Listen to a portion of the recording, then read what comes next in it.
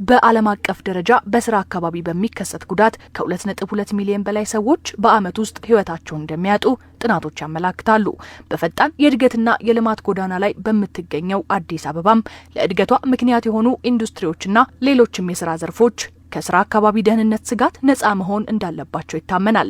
ይሁን እንጂ በተለይ በአምራች ኢንዱስትሪው፣ በአገልግሎት ሰጪ ተቋማትና በግንባታ ዘርፉ የሰራተኞችን ደህንነት አደጋ ላይ የሚጥሉ አጋጣሚዎች ሲከሰቱ ይስተዋላል። ይህንን ችግር ለመቅረፍና መፍትሄ ለማበጀት የአዲስ አበባ ከተማ አስተዳደር ስራና ክህሎት ቢሮ ከአዲስ አበባ ዩኒቨርሲቲ ጋር በመሆን ያጠናውን ጥናት ከተለያዩ ባለድርሻ አካላት ጋር ተወያይቶበታል። በአዲስ አበባ ስራና ክህሎት ቢሮ የአሰሪና ሰራተኛ ዘርፍ ኃላፊ አቶ አበበ ተቀባ የስራ ላይ ጉዳት መጨመሩን ተከትሎ ችግሩን ከስሩ ለመረዳት ጥናቱ አስፈላጊ መሆኑን ገልጸዋል። ከሙያ ደህንነት ጤንነት ጋር ተያይዞ አንድ ፋብሪካ ውስጥ ምንድነው መሆን ያለበት?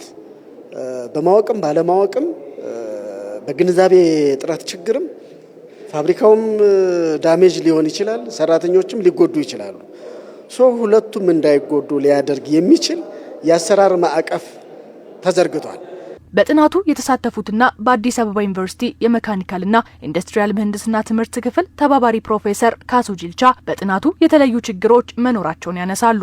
ለምሳሌ ሰራተኞች የመስማት ችግር እንደገጠማቸው፣ የማየት ችግር እንደገጠማቸው፣ የሰውነት ቁስለት እንደገጠማቸው እንደዚሁም በድምጽ ምክንያት የሚመጡ የአእምሮ እረፍት ማጣት ስትረስ የምንለው ገጥሟቸው አይተናል።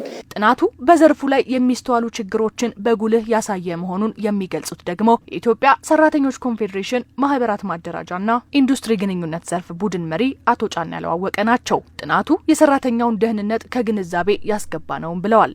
ሰራተኛው ነው ምርት የሚያመርተው፣ ምርቱንም ስራውንም የሚሰራው ችግሩ የሚደርስበት በተለይ ይሄ የሙያ ደህንነትና ጤንነት ጉዳይ ኦኤስኤች፣ እንደገና ደግሞ ይሄ መርዛማ የሆኑ ነገሮች ሁሉ ችግሮች የሰራተኛው ችግሮች ናቸው።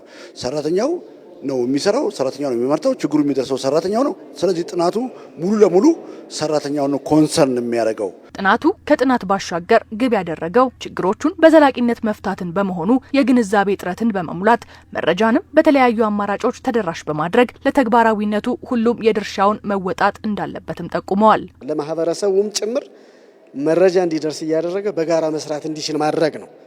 ለዚህ ደግሞ ጥሩ ማሳያ ነው ብለን የምናስበው ከአዲስ ሚዲያ ኔትወርክ ጋር ከአዲስ አበባ ዩኒቨርሲቲ ጋር በመቀናጀት የምንሰራቸው ስራዎች በአሰሪና ሰራተኛ ጉዳይ ዘርፍ አዎንታዊ ለውጥ እየመጣ ነው ብለን ነው የኛ ግምገማ እንደዛ ነው የሚያሳየው። አሰሪው ደግሞ ግንዛቤ ፈጥሮ የሰራተኛው ጤንነት፣ የስራ ቦታ ዲሰንት ወርክ፣ ጥሩ ምርታማነትን ለማምጣት እነዚህ ነገሮች ከሌሉ ምርቴን ላመርት አልችልም፣ በምርትም ጥራትም የለም፣ ሊሸጥልኝ አይችልም ከሚል ግምት አኳያ ይሄንን ጥናት ወስዶ የራሱ አድርጎ ተግባራዊ ለማድረግ ነው መሄድ ያለበት። የስራ ቦታ ደህንነትን ባህል ማዳበር፣ መጠበቅ በተለይ ሰው ላይ መስራት እንዳለባቸውና እንደ ሀገር ደግሞ ትልቅ የሆነ የስራ ቦታና ደህንነት ላቦራቶሪ ወይም ምርመራዎች የሚደረጉበት የስራ ቦታ ደህንነቱ የተጠበቀ መሆን ያለመሆኑን ማረጋገጫ የሚሰራበት እንዲሰራ አቅጣጫ አስቀምጠንበታል በዛሬው ጥናት። አምራች ኢንዱስትሪዎች፣ አገልግሎት ሰጪ ተቋማትና የኮንስትራክሽን ዘርፉ የሰራተኞችን የሙያ ደህንነት ጤንነት ቀዳሚ ጉዳይ ማድረግ እንደሚገባውም ተመላክቷል።